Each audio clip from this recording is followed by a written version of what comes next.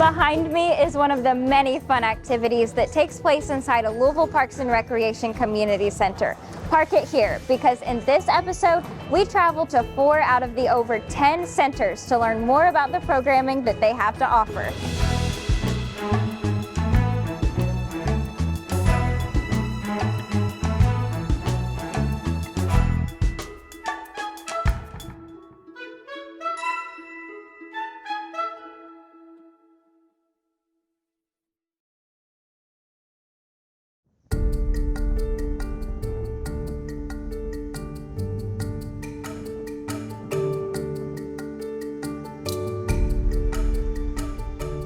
Hey Rick, thanks for meeting up with me today. Hey Katie, absolutely. Welcome to Berrytown Recreation Center. I'm so excited to learn about all the cool things Louisville Parks and Recreation Community Centers have to offer today. Absolutely, I'd love to tell you more about them. Well, a lot of them have similarities. Each one is unique in its own way. All of us try to serve every member of the Louisville population, from little kids to adults to seniors. Sometimes people don't realize we're more than just sports and recreation. We have a little bit of everything, from programs of arts and crafts to school help to sports and activities. That's so awesome. I'm particularly interested in learning about programming at our community centers. So we actually have program calendars inside if you want to come in and check it out. Yeah, absolutely. Let's do it.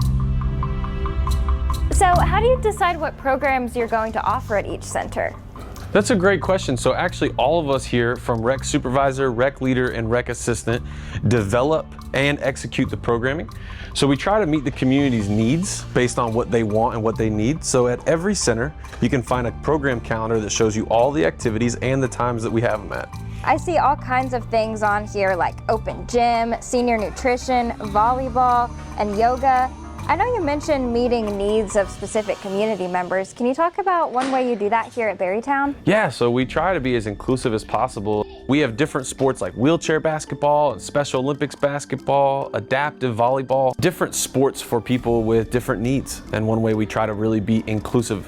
One of our most popular programs is pickleball, which is actually happening right now in the gym. Pickleball? I know, but it's the fastest growing sport in America right now. It's very popular and inclusive. No way, and it's offered right here? Yeah, it is. It's happening in the gym right now. You want to come check it out? Yeah, let's do it.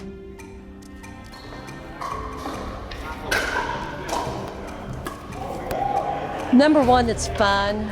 I like the social aspect of it. You meet a lot of people. I like the competitiveness of it because I'm a competitive person. I like the challenge.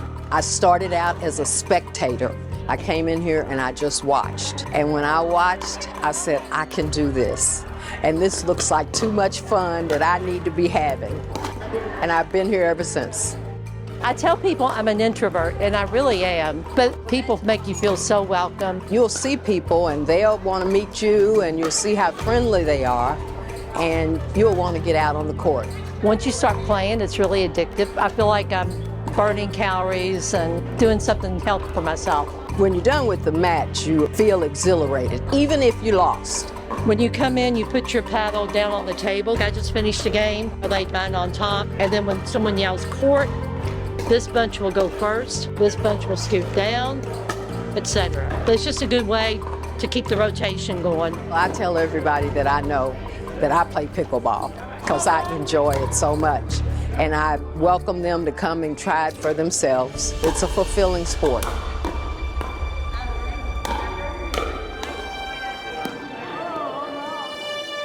Well, it's been so fun watching everybody play pickleball, but there's no better way to learn the sport than to actually give it a try. Rick, I was hoping you'd give me some pointers on how to play. Yeah, absolutely. So we can talk about a couple of the basics first, just to get an idea of how you go about playing. So if you look down, the light blue line here outlines our pickleball court. It's pretty simple. You have 2 sides of the court.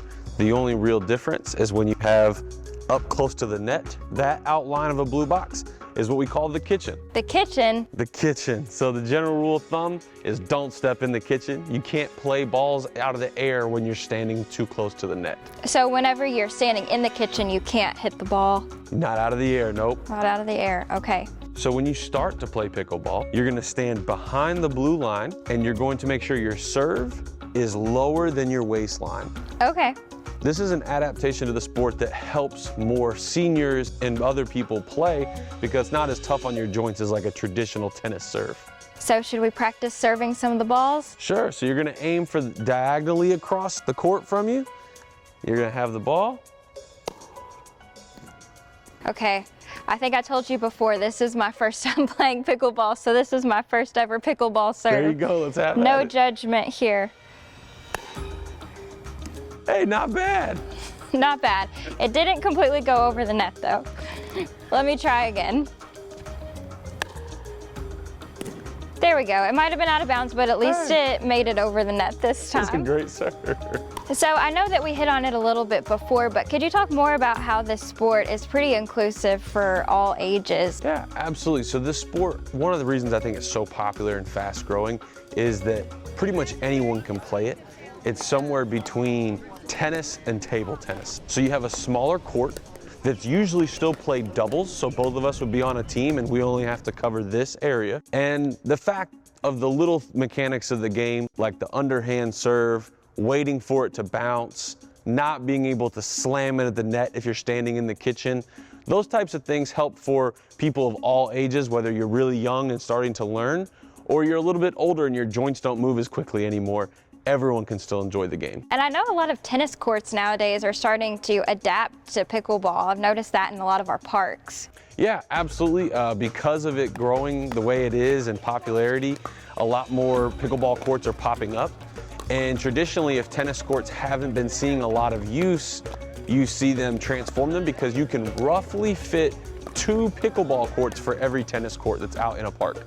That's so cool. Well, I don't know if I'm ready to play a game or not, but I think maybe we could give it a try. Absolutely. So one easy thing that I see a lot of people first get a little confused by is the score, because unlike a lot of other sports, you hear 3 numbers. So that can be a little strange at first. Yes, I heard that earlier when people were playing in here. Yes, so all you're doing is calling out your score, Okay. the opponent's score, and which server you are. So in Okay. pickleball, you get 2 chances every time your team gets the ball back. So let's say I'm the first server and you're the second. So if we have 5 points and they have 3 points, then what I would say is 5, 3, 1. My score, their score, I'm the first server. I gotcha. And then after that, you just serve. And you go until someone misses or it goes out of bounds, right? Kind of like tennis. Yes, yes, same way. If it hits the net or goes out of bounds, it's the other people's point or ball. So one of the ways a lot of people warm up or practice is what they like to call dinking. I know, funny names for everything. And so what dinking just means is really light taps back and forth. It warms up your wrist and kind of gets you a little bit calibrated to the paddle in the game. And so if you just look towards me and we're just gonna tap it back and forth. This seems easy enough. I say this now. I can see why people really like this game though.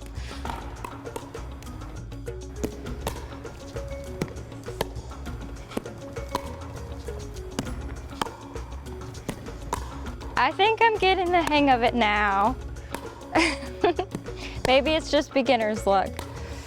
And it's free to come out. Do you encourage anyone to come out and give it a try? Absolutely. Anyone and everyone. It's a great way to come out, just be active, 100% free, and it's a really good time. All right, well, you ready to play a game? Yeah, let's do it.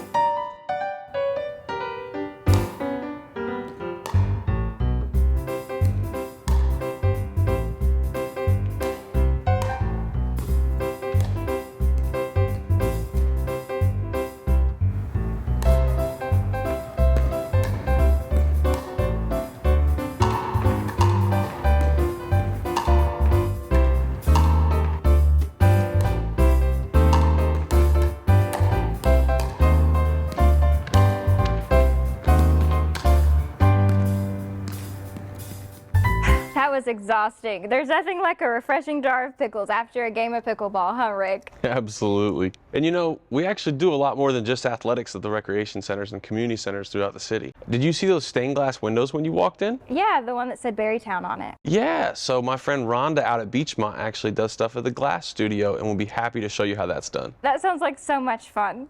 Well, thank you so much, Rick, for showing me around Berrytown today and teaching me a lot more about programming within our community centers. It really was a blast. Yeah, come back anytime.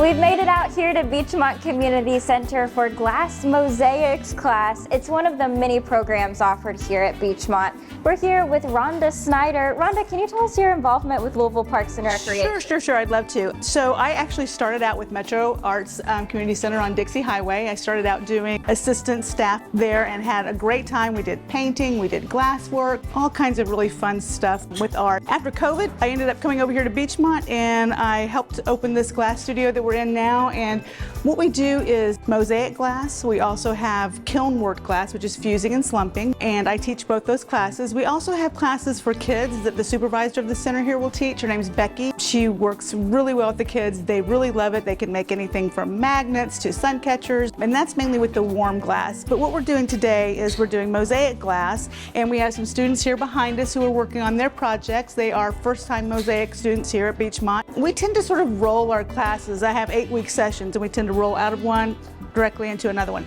And so we have a lot of repeat people, and what I like about this session is it's all new people. I think that it's really sort of getting around what we're doing over here in the studio. It's a lot of fun. It's very vibrant. It's very color oriented. Would you say it's kind of a beginner-friendly activity? Absolutely. You don't have to have ever touched glass before. So when you come in here, I assume, unless you tell me otherwise, that you've never worked with glass before. It can be somewhat intimidating, but after the first sort of 20 minutes or so, people really tend to get very used to it. It's very easy to work with, and the projects that we start out on are very user-friendly as well. So, yes. Well, what you have going here looks pretty advanced. Thank you. It's beautiful, this flower. Yeah, I've been doing glass for about 30 years. This is just a big piece that I started working on at home the other day, and I brought it in to do a demo for the students. I really like working with old windows, so... yes, I was going to ask if this is a window. Yeah, it's an old window from an old farmhouse. I have friends who will call me and say there's a stash of old windows over at so-and-so. You guys go over there and pick those up. So yeah, I tend to work on these a lot. What I did with this one is I blew up a picture that I really liked. Okay, so you can kind of see the picture underneath. It, right? Yeah.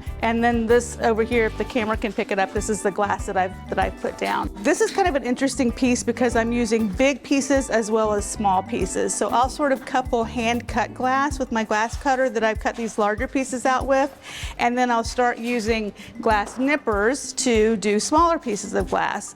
So what I'm doing down here in this sort of field of color down here is I'm going to make it a little bit muted, a little bit less vibrant than the other pieces. These nippers they're basically tile nippers. I mean, all you have to do is basically squeeze the glass. So we start out with these nippers won't cut you, but what they'll do is they'll snap the glass. So if I have a little piece of glass in here, I just hold it with the nippers, cup it with my hand, and squeeze. Seems pretty easy. All there is to it, yeah. Is it pretty easy to get the shape that you need, or? Yeah, you know, a lot of times someone will say, well, I want to do a circle, but I don't want to cut it out with a glass cutter. So what I'll do is I'll start out with a square, and I'll say, okay, all you've got to do is just nip around that square until you get a circle. And so you just kind of play around with it until you get the shape that you want, and keep nipping, and eventually that square will turn into a circle. You just kind of keep nipping at it. So yeah, it's just a matter of feeling comfortable with the tools and with the material. Because it's glass, people tend to be like, oh no, I don't want to, you know, I'm a little bit scared of that. Yes, the first thing I think of is you might cut yourself a lot with it. I have a cabinet full of Band-Aids over there. But it's really not a huge issue at all, you know, so it's a delight to teach. It's a delight to do. I work on glass glass probably every single day. Yeah. So why do you choose glass to work on? You know, it's interesting. When I was in college, I majored in art, and I remember just distinctly my art professor saying, if it's something that you can't do every day and enjoy it, then it's not the thing for you. And I'm like, do I want to work with the pastels every day? No. Painting? No. Different mediums, pottery? No. But when I discovered glass, which was years later, I did it every day, and I absolutely love working with it. It's so much fun. That's so special. And what's Yeah. it like getting to share that passion with other people who might not even know something or this medium exists? It's great, and I'll tell you what I get the most sort of love of is when I have students who are in here and they come in for the first time and they start working with it, and then they sort of get that same feeling that I had when I first started working with it. Some of the students that I had maybe 6 months ago, I'll see their posts now and their work is amazing. It's amazing, and they've gotten sort of bitten by the glass bug and they just keep I working bet on that's it. pretty rewarding Yeah, to see I saw too. one of our students the other day did a portrait in glass. Oh, wow. And it looked like the person she was doing the portrait of in an amazing way. So yeah, that's really the most special part of it, is seeing people take off with it and enjoy it and really hone their skills and become better and better at it. Yeah. Well, we appreciate you kind of considering one of our community centers your home for this. Absolutely is. Absolutely is. Yeah, I wouldn't be anywhere else. I think that the facility that we have here at Beachmont it's so diverse. It has so much going on. The best part about this studio is when you walk in, you can lay everything that you were thinking about at the early part of the day away and just come in and sit down and create your work. One of our goals was to have a working glass studio. When I was working with mosaic glass at Metro Arts, we had one room that we could work in. It was a lot smaller than this, and it didn't have the natural light that this room has. So our goal was to have a bigger space with lots of natural light so that we could actually appreciate the glass that we were working with. And we decided, this would be the perfect spot for it. It's just sort of taken on a life of its own. Yes, So, yeah. yes. I know a lot of people participate. And then in the segment before this, we were playing pickleball, which is very Right. athletic and high-paced. But we also want to show that we have more artsy things in our community centers. What are the benefits of taking on a hobby or an arts-related craft? Gosh, so many. So people get involved with work and family and jobs, and when you come in here, you can leave that at the door, and you can come in and immerse yourself in a very sort of creative and meditative form of art. I can work for hours, and it just keeps you very focused, very relaxed, and then there's this immense sense of pride when you've done something that you didn't know Yes. you could do, that now you've learned how to do. And there's something to be said about taking all these pieces, breaking them up, and then putting them back together in Yes. this marvelous You are artistic creating piece. something with your hands, something beautiful. You can see when it's all said and Yes, done. there's a great sense of accomplishment when you get it all together. Well, Yeah. Rhonda, thank you so much Yeah, for you're sharing welcome. your You're welcome. expertise Thanks and so your much. passion. Appreciate it. This looks beautiful. I can't wait to see the finished product. Thank you. Yeah, I'd love for as many people as can come in and join us. It's a ton of fun. So I appreciate you guys coming in too. Absolutely. Again, you can sign up for classes like this and other programs at bestparksever.com and clicking on recreation class registration on the homepage. Coming up next, we'll tell you about another program at California Community Center that just so happens to be on wheels.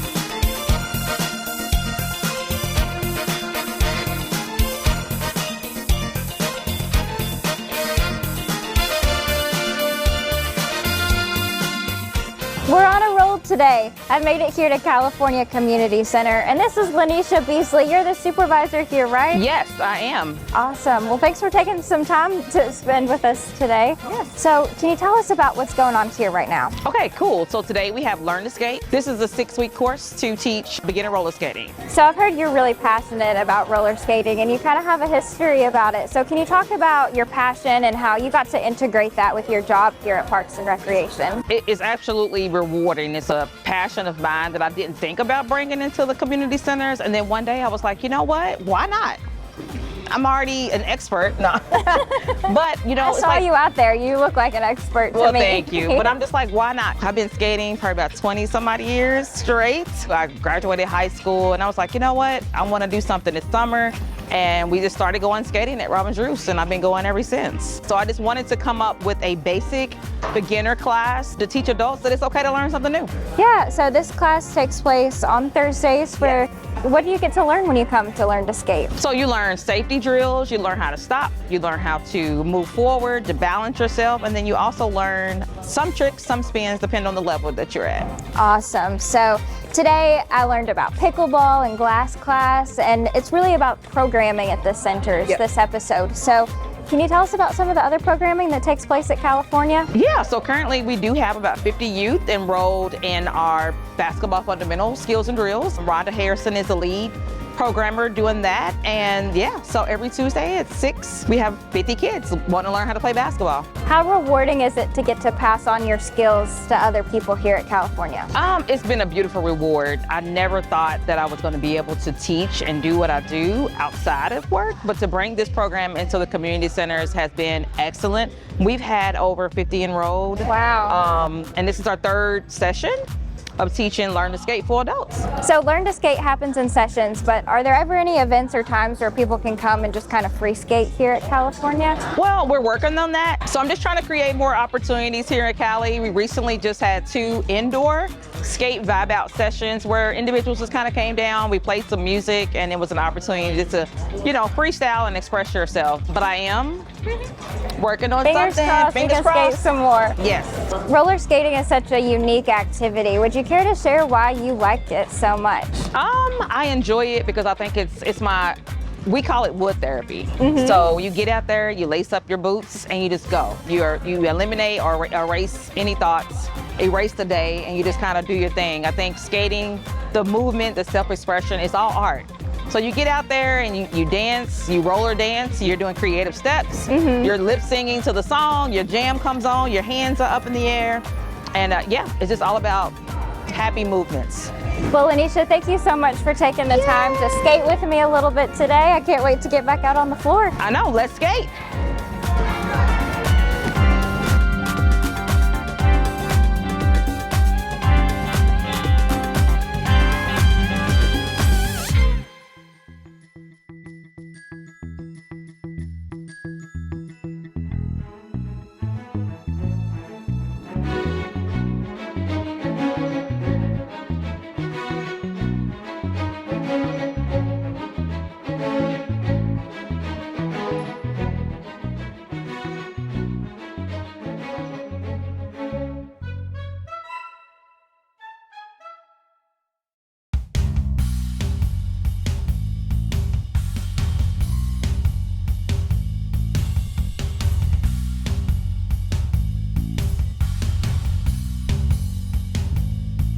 Well, thank you so much for meeting me here today at Southwick, Ben. No problem. One of my favorite centers. Mine too. So Ben Johnson is our Assistant Director over Recreation. Would you care to talk about your job a little bit and what it's like to get to lead our recreation team? Oh, it is fun. It's a great job. I tell my team I have the worst job in the whole division, and I love my job. Metro operates 14 different community centers, and I have 13 of them, so I'm all over the community from Sun Valley to Berrytown to Southwick to Portland to California, Newburgh, Metro Arts, Wilderness Road, Beachmont. So I get to see and program and enjoy the entire community. That's impressive that you can just list them off like that. So I got to visit a few of the centers today. We got to do pickleball at Berrytown, some glassworking at Beachmont, and even roller skating at California Community Center. Pickleball seems to be taking over the world. You talk to a pickleball person and they want to play everywhere. They want to play all the time. So we've actually as we get our floors redone, we're putting pickleball lines down everywhere because you might not play today, but Yes. it seems like somebody's gonna want to play tomorrow. So Yes, that seemed to be the message at Berrytown. Everyone was so excited and so enthusiastic. And Rick told us it was the fastest growing sport in America right now. I'm from Philadelphia, and I think they were spending like $24 million just on a pickleball court, so it definitely is. Wow. I wanted to talk about recreation as a whole because we got to do some very specific things in our centers and talk about programming. But recreation is more than just about programming, even though that's a big part. So could you kind of explain what recreation is to someone who might not know? Yeah, it's all of the above. You're right. It's programming, but it's not. Most people say program, and there is a place for that. You want to teach people, you want them to learn. It really is from A to Z, from aerobics to Zumba. You got silver sneakers right in the middle. Obviously, we do a lot of sports and athletics, but it's more than that too. You mentioned some of our art. You mentioned pickleball, which is older adults. One thing we try to do a lot of is partner with other organizations because one, they can offer some things that we can't. Two, it's a huge benefit to the community because some of these organizations do great work, but they don't have an actual home. So that works for us. We have limited staffing, we might have more room. Those have been some of our great partnerships. It's easier now than ever to spot what recreation is because of this bright logo on your shirt. You might see it on a lot of our flyers too. So could you kind of talk about maybe, I guess you could say the rebrand of recreation and how we really want people to be able to recognize that brand? Yeah, absolutely. So all of my team will always have on this shirt when they're on the clock. We have a couple different colors, and this recreation logo was designed in-house for us to talk about the differences in recreation. You'll see books on here because we support education. You'll see a paintbrush on here. We wanted this logo to be bright and cheery and inviting, but also to say that there is depth and breadth to the field of recreation. Recreation is really anything you choose to do in your free time, and we try to cover as much of that as possible. Yeah, that was my next question. Could you just say what community centers are designed to do and who they are catered for? We're designed to do almost anything for almost everybody. Sounds kind of goofy and generic, but it's true. I also tell my team, everybody should be doing something that they love.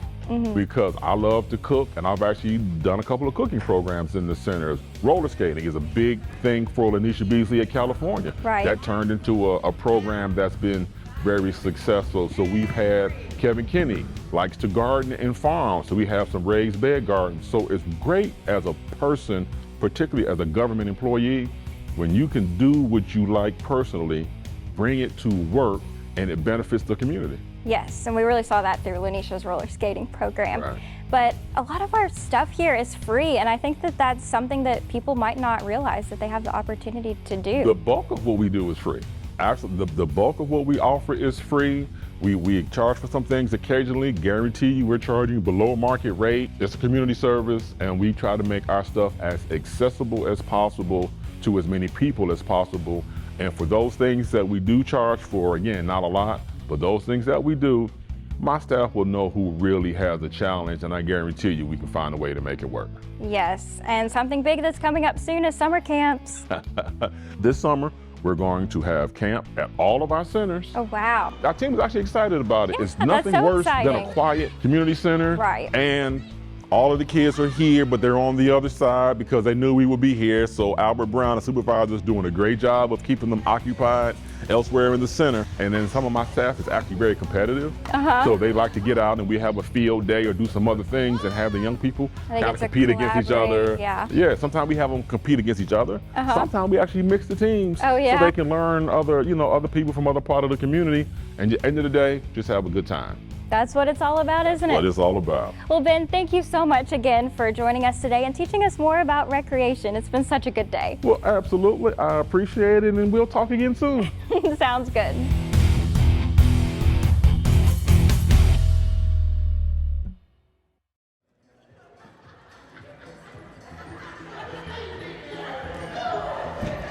Well, I hope you had as much fun as I did in this episode. Remember, you can find all things about Louisville Parks and Recreation at bestparksever.com or on all social media platforms. I'll see you next time.